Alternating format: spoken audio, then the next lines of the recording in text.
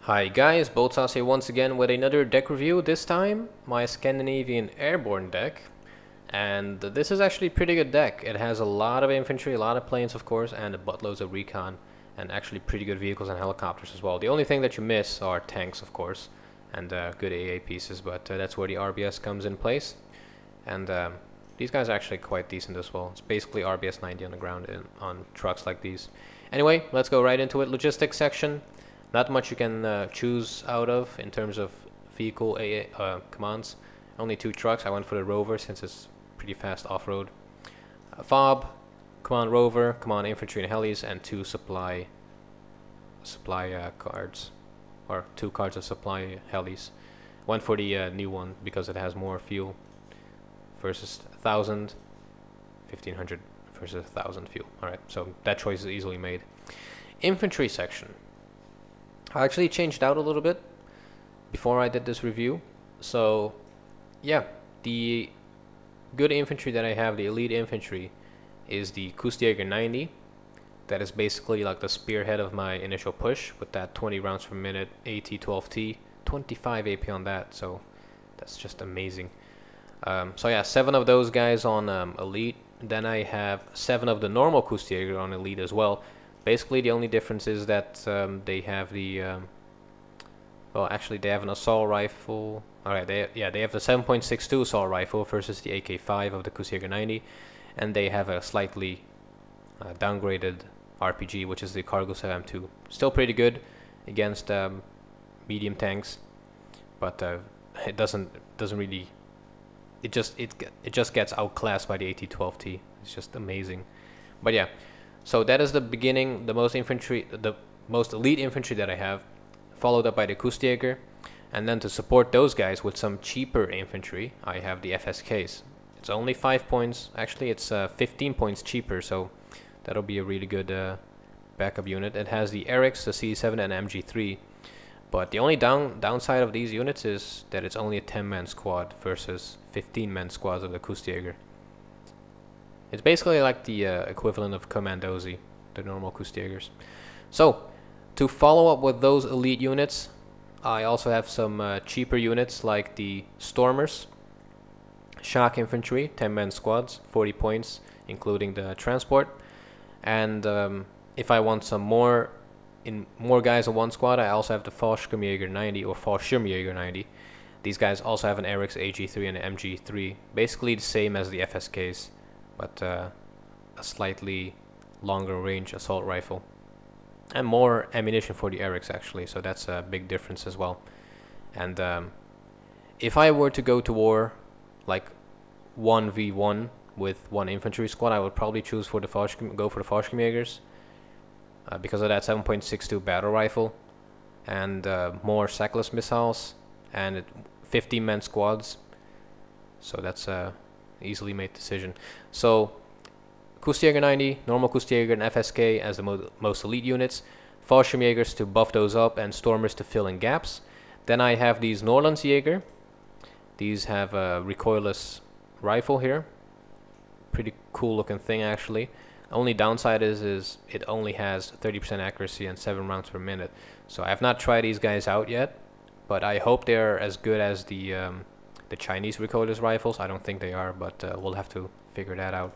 Then to deal with tanks, I have 14 of these veteran RBS 56. And to deal with helicopters or any other airplanes, I have the RBS 90. Pretty good manpads right here. Only 7 of them, but we fill up that gap with some AA, or AA in support, which is this guy, the Rover RBS 90. Basically the same loadout, but on vehicles. Pretty good unit as well for air-to-air defense, preferably against helicopters. 2,800 meters range, so it outranges most ATGMs that Redford can throw at you, except for the Kokon M missiles and the missiles that the KA-50 has. So, really good unit. Very fast on and off-road. It's small, air detection is good. Stealth is poor, but it is a very small unit, so it's hard to hit. Strength is 5, so it'll go down with whatever shoots at it. And as for autocannon support, I have the NM45. 20mm autocannon. Probably will use it to kill infantry in forests. But yeah, it's basically a truck without armor, so it's probably gonna die really quick. No tanks, of course, and in the recon section, basically to help out my infantry, if I run out of elite infantry, I will basically use these Jaeger 90s. It's a 10-man squad elite unit.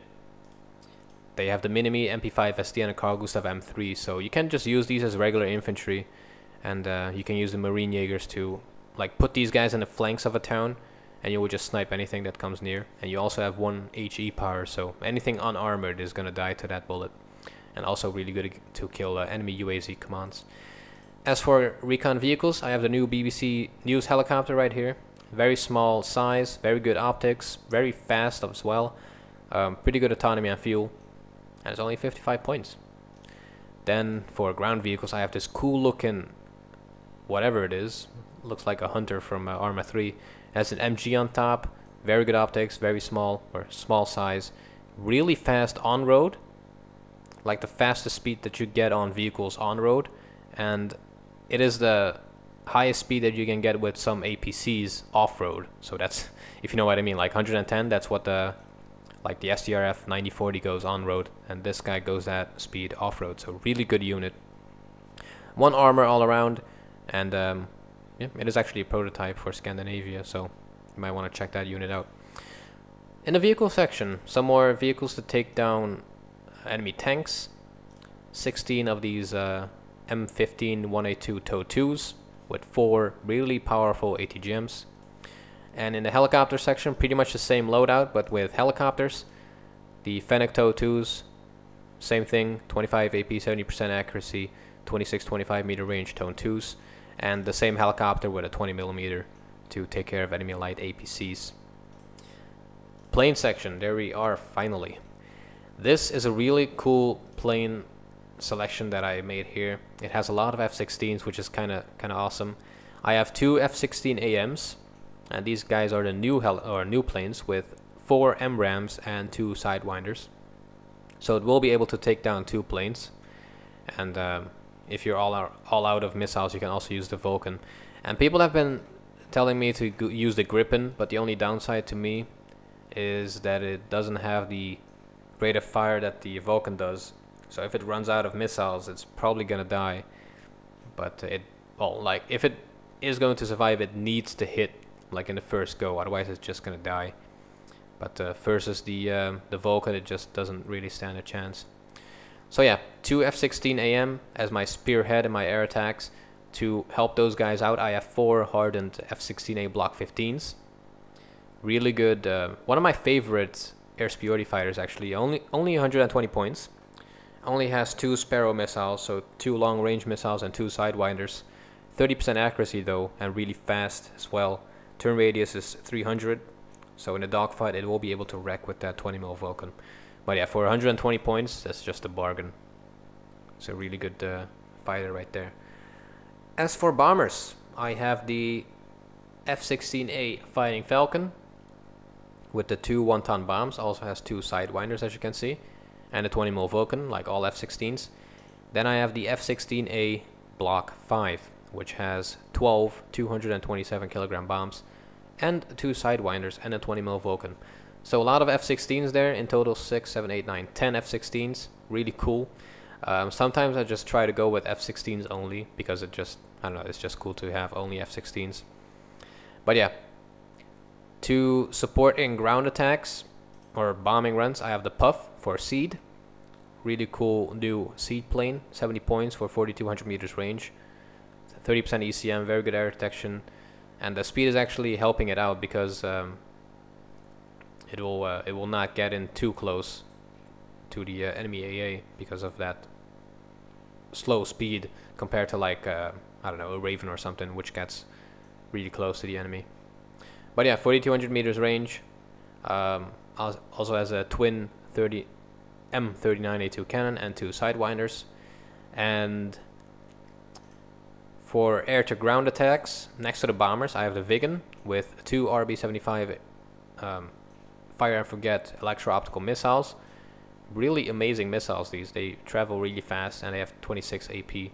and I went for 2 on trained, because the bonus you get on elite is, I think, 30%, which would put it at 52% or something like that. So not really worth it if you ask me. And train gives it like, I don't know, 5% or whatever. But yeah, that's the Viggen. And I also have the Viggen with the cluster bombs, with the 450 kilogram cluster bombs with 10 AP.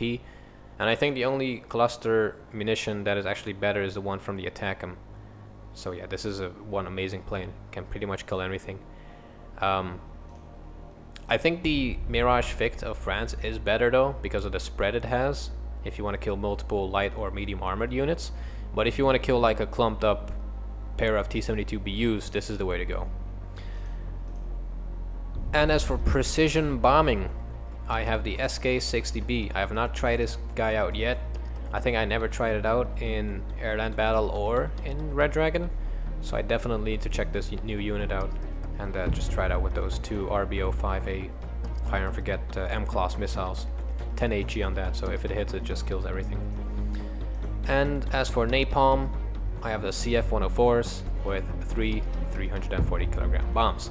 And I will mainly use it to block off the road so my my infantry can get up really quick. But yeah, that was basically it. The code is down there in the description if you want to check it out. Go do that. Naval tab, I'm not going to talk about that. This is... I switch it out like almost every game. Sometimes I put it like all ASM planes. Sometimes I just filled up with infantry or tanks or AA.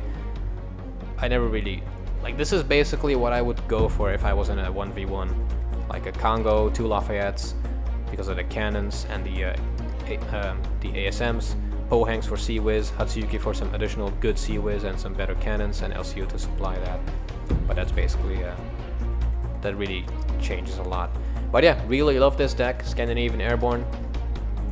Only big misses are the support section, but you don't really need AA if you have all of these planes. And tanks, of course, but we don't really need tanks if we have all of these 80 gems. So I kind of try to like balance it out and get units to counter my missing units. But yeah, that was it. Hope you guys enjoyed. Do all the good stuff down below. Tell me what deck I should do a review of next. And I'll see you guys back in the next one.